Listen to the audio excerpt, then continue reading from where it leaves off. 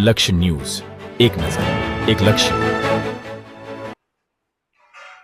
ઝાલાવાડ રંગાશે દેશભક્તિના રંગે, મારે આંગણે મારો તિરંગો.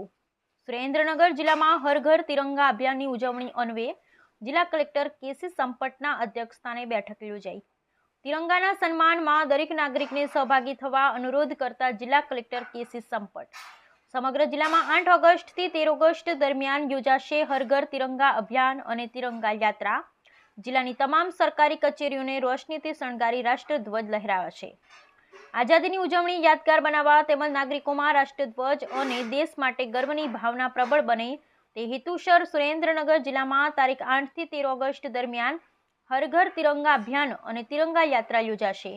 જેના ભાગરૂપે આગામી તારીખ 10 ઓગસ્ટના રોજ હર ઘર તિરંગાના આયોજન અન્વયે જિલ્લા કલેક્ટર કેસી સંપટના અધ્યક્ષસ્થાને કલેક્ટર કચેરી સભાખંડ ખાતે બેઠક યોજાઈ હતી. આ બેઠકમાં કલેક્ટર કેસી સંપટે હર ઘર તિરંગા અભિયાનને વધુ વેગવાન બનાવવા અને તિરંગાના સન્માનમાં દરેક નાગરિક સહભાગી બને તેવું સુદૃઢ આયોજન કરવા પર ભાર મૂક્યો.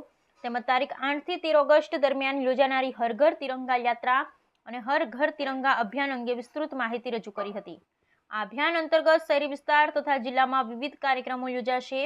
વધુમાં ગ્રામ્ય વિસ્તારો, સરકારી કચેરીઓ, નગરપાલિકો, સહકારી મંડળીઓ, દૂધ ઉત્પાદક મંડળીઓ, ઔદ્યોગિક એકમ, એપીએમસી, ઘર, દુકાન તથા અન્ય વિસ્તારો સહિત વધુમાં વધુ સ્થળોએ રાષ્ટ્રધ્વજનું માન જળવાય તથા પૂરા સન્માન સાથે તિરંગો લહેરાવાય તે પ્રકારે સુચારું આયોજન કરવા સંબંધિત વિભાગના અધિકારીશ્રીઓને સૂચિત કર્યું હતું.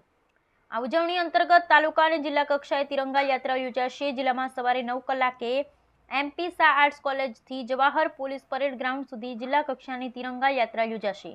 જેમાં શાળાના બાળકો, કોલેજના વિદ્યાર્થીઓ, લોકનૃત્યના કલાકારો, સામાજિક સંસ્થાઓ જોડાશે. તિરંગા યાત્રામાં મોટી સંખ્યામાં ઝાલાવાડ વાસીઓને જોડાઈ દેશભક્તિની ભાવનાને વધુ બળવંતર બનાવવા જિલ્લા કલેક્ટર શ્રી દ્વારા અનુરોધ કરવામાં આવ્યો છે. આ ઉપરાંત હર ઘર તિરંગા અભિયાન અંતર્ગત જિલ્લાની તમામ શાળાઓમાં નિબંધ, ચિત્ર, રંગોળી અને દેશભક્તિના ગીતોની સ્પર્ધા યોજવામાં આવશે. આ ઉપરાંત ગ્રામ્ય કક્ષાએ લોકજાગૃતિના કાર્યક્રમો અને નાટકો પણ યોજાશે. આ બેઠકમાં લીંબડી ધારાસભ્ય કિરીટસિંહ રાણા, નિવાસી અધિક કલેક્ટર આર.કે. ઓઝા, તમામ પ્રાંત અધિકારીઓ, મામલતદારો, તાલુકા વિકાસ અધિકારીશ્રીઓ અને વિવિધ સામાજિક સંસ્થાના પ્રતિનિધિઓ તેમજ વહીવટી તંત્રના સંબંધિત વિભાગના અધિકારી અને કર્મચારીઓ ઉપસ્થિત રહ્યા હતા.